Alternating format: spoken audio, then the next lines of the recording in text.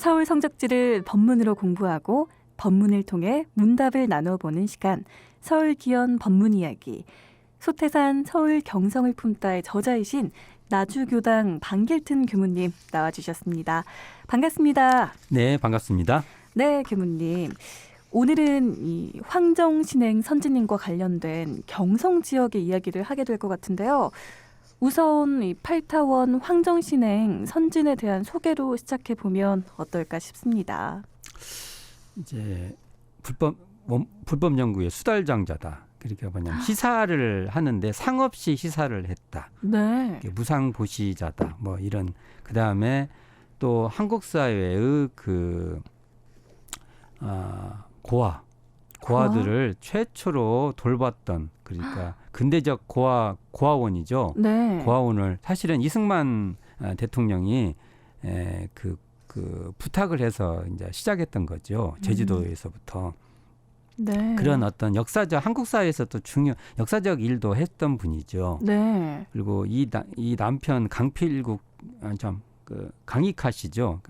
강익하 씨는 뭐 그때 당대 서울 경성의 8대 부자 정도로 여겼던 분이기도 하고요. 네. 황정신행님은 유치원 교육을 받아서 향후에는 그런 보육 사업 같은 데도 역할을 했던 그런 신여성이죠. 그렇네요. 신여성이고 그 당대로서는 참 아무나 교육을 받을 수 없는 그런 교육도 받았던 그런 분입니다. 그렇군요.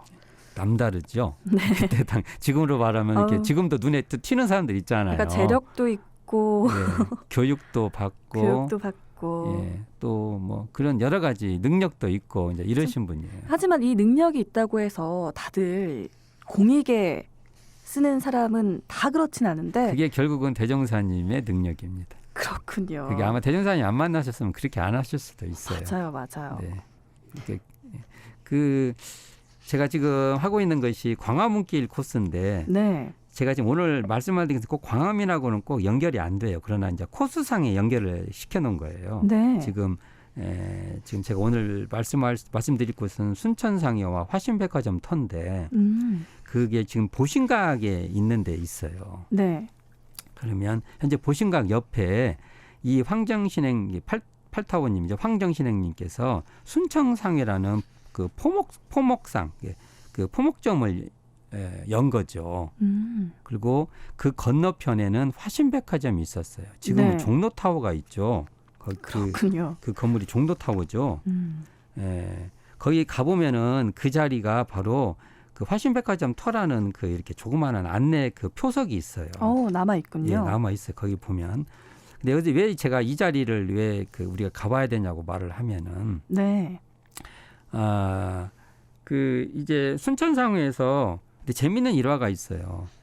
이제 이 황정신님께서 동선을 날라고 총부에 오셔서 동선을 나가고 있었어요.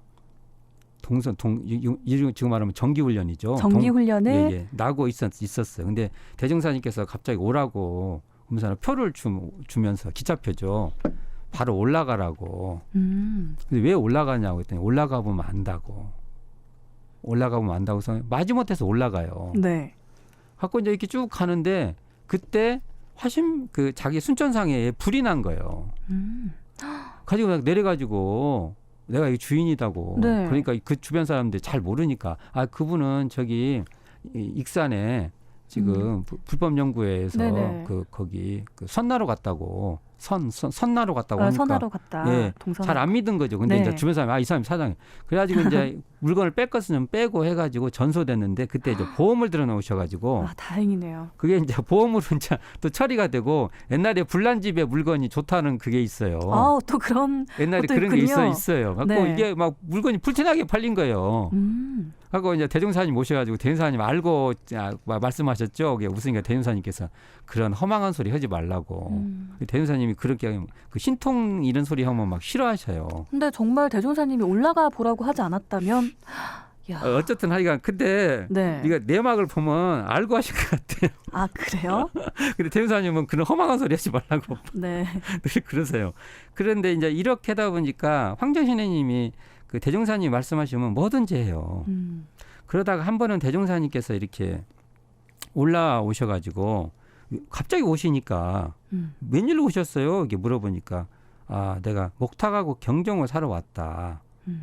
제가 그러니까 이제 그 황정신행님이 장신이 알아보겠다 해가지고 모시고 가서 목탁하고 경종을 사가지고 몇 개월 후에 이제 이것이 이제 다시 익산으로 내려가시고 네. 몇 개월 후에 요 목탁하고 경종이 대종사님 발인식 때의 도구로 사용이 됩니다. 그러면 불전도구로. 당대에는 대종사님 당대에는 이것들이 아직 사용 안 했어요. 법요 도구가 아니었다는 거군요. 네네네. 목탁도 소태산 대종사 열반 후에 사용되고요. 경종도 마찬가지고. 그러면 그 전에는 의식에는 어떤 걸? 의식에는 많이 연부를 하면 북을 쳤고요. 네. 그 다음에 주로 죽비 쳐서 했고요. 그랬어요. 신호가. 그 다음에 신호가 뭐 할 때는 종 쳐서 이렇게 작은 종, 땅땅땅땅 치는 종 있죠. 네. 그래서 실제로 목탁하고 이 좌종은 소태산 대종사께서 준비는 해 주셨고 네. 그것을 이후에 의식에 도입하게 됩니다. 그렇군요. 그렇게 보면 순천상에 운영했던 한 이것이 그 우리 원불교 법요도구 구입의 후원처가 되는 거예요. 네. 그러니까 그런 의미에서 중요한 것이고 그 황정신행님께서 네. 공익 사업에 공헌하도록 했던 그곳에 가면 소태산 대종사의 그 가르침을 떠올려야 되는 것이죠. 무슨 말씀이 있었냐면 뭐 일일이 뭘 좀 이렇게 냈는데 그냥 무상보시로 끝내야지 왜 이게 대인사면 일일이 다 그걸 기록합니까? 아까 회계 기록했죠 저번 주에. 네, 투명하게 기록했죠. 하나하나. 그러니까 네. 당신이 생각할 때는 이분이 또 교회를 다니셨던 분이에요. 그러니까 교회에서 그냥 모르게 해라고 그렇게 하는데 그러니까 대종사님께서 뭐라고 말씀을 하시냐면 이 내는 사람은 그 자기가 그 돈을 냈다는 마음이 없어야 되고 받는 입장에서는 그것을 확실히 알아야 된다. 네. 기록해야 한다 이런 겁니다. 좋은 그래서 말씀이시네요. 그것을 기리해야 된다는 거예요. 근데 네. 내는 사람은 그것을 내가 냈다는 생각을 하면 안 되고 받는 사람은요 반드시 끝까지 기억해야 한다. 기억해서 그것을 알아야 그래야죠. 고마움을 고마움을 간직해야죠. 간직해야죠. 네. 이런 걸 해서 이러한 그 공익 사업에 무상 그러니까 상을 내지 말고 해야 된다는 그 흔적이 바로 이 순천상에 있는 것이죠. 네. 그 옆에 이제 건물이 뭐예요? 그 화신백화점이 있었는데 이게 이제 조선 사람인 이 평양 사람이에요. 평양도 출신인 거상 박흥식이 이 지은 건물인데 이러다 보니까 거가 조선인 상가의 중심지가 돼요. 거가. 네. 이제 말에 따르면 거 엘리베이터도 있고 에스컬레이터도 있고 그랬다고 해요. 이게 옛날이라고 뭐가 없는 게 아니에요. 다 있었어요. 있었네요. 신식이네요, 완전. 네. 그게 조금 더 빠르냐 느냐만 다르지 그 형태는 있었어요. 네. 그런데 이때 그 박창기와 함께 소태산 대종사가 여기에서 국민복을 구입해서 사진까지 찍습니다. 인상적인데요. 이 국민복이란 건 뭐냐면요. 네. 그 군복을 본딴 거예요. 군복이요? 군복. 그래가지고 모든 국민들을 다 입게 만든 거예요. 일제가. 일본식 남성 제복을 말하는 거죠. 예, 일반 사람들까지 다 입는 거예요. 네. 그게 이제 일본이 거의 이게 전시태세가 되는 거죠. 그게 결과적으로는. 왜 이것을 하게 됐냐면은 일제가 네. 대종사님을 이렇게 천황을 아련해라. 그렇게 쉽게 말해서 불법 연구회, 원불교 전신인 불법 연구회를 그 황도불교, 이게 천황을 그 중심으로 하는 불교로 만들려고 한 거예요. 강요를 받은 것이죠. 네. 근데 이제 대종사님께서 이 핑계 저 핑계 대다가 이제 이제 가야 될 생기니까 일단 국민복을 사서 입고 사진까지 찍어서 이렇게 그 액션을 취하는 거예요. 네. 액션. 제가 다 하고 있다. 그래놓고 이제 부산에 가서 이제 부산 가야 일본 갈 수 있지 않습니까? 배 타고. 네. 근데 거기서 대종사님이 안질이 딱 걸리는 거예요. 안질이요? 안질, 우리 눈병. 네네. 그 전염병이 심하잖아요. 그게. 네. 그것만 보기만 해도 걸린다고 하고 말이 있을 정도잖아요. 이 안질 치료를 이유로 예, 대종사님이 일부러 걸린 것 같아요. 이것도. 근데 이제 그렇지 않은 거냐 이렇게 그런 것은 하여간 그렇게 되니까 일제가 거기에 뭐라고 할 수가 없죠. 고민이 빠져요. 네. 아, 이거 갖다 천황 괜히 이거 안 찍어있는 사람 가면 자기들도 뭐 소리 들을 것 같고 하니까 없던 일을 하자고 가지고 돌려버려요. 네. 근데 이것도 대종사님이 계획적으로 하신 것 같아요. 정말 가려고 했으나 안질이 난 걸 어떻게? 난 가려고 했는데 네. 당신들이 못 가게 했다. 네. 이제 이렇게. 그러니까 이게 막 극한 일로 부딪히지는 않지만 그걸 해결해가는 그 소태산 대종사의 능숙함이 계신 거죠. 그렇네요. 그러니까 일제의 탄압, 이게 사실은 대종사님은 일제를 미워한 적은 없어요. 불쌍하게 여기고 안타깝게 여기지 미워하진 않아요. 네. 이런 것이 현재 독립운동사나 이런 걸 봤을 땐 조금 입장이 다를 수도 있지만 종교인의 입장에서는 참 타당하다고 봅니다. 네. 그래서 농판처럼 순종하는 듯하면서 그걸 그렇게 안 해요. 결과적으로는. 이게 바로 소태산의 강자 약자 진화상의 어떤 지혜와 방편이 스며 있는 곳이라고 볼 수 있죠. 네.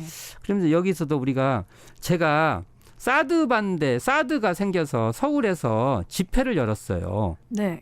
근데 그 자리가 어딘지 아세요? 광화문 아닌가요? 아니요. 집회를 처음에 열었던 것이 바로 여기 보신각이었어요. 아, 그렇군요. 근데 보신각터가 어디예요? 이 순천상해하고 그 건너편이 바로 종로타워가 있는 옛날 화신백화점, 이걸 보고요. 제가요. 그런데요. 네. 감회가 너무 새로웠어요. 이야, 또 이렇게 의미 있는 곳에. 우리가 또 미국과 싸워야 되는데 싸울 때 우리가 한편으로 우리 주장을 정확하게 하면서라도 뭐 이 대종사님의 이걸 보면은 이 강자 약자가 진화될 수 있는, 자리타가 될 수 있는 방법이 뭘까라는 우리 계속 현대 시대의 지혜를 계속 요구하는 그런 지점이었다고 저는 봅니다. 네, 그렇습니다. 와, 이렇게 강자 약자 진화상의 가르침까지 주신 이 터 우리가 꼭 기억하고 한번 가봐야 할 것 같습니다. 네네. 자, 오늘도 좋은 말씀 고맙습니다, 교무님. 네, 감사합니다.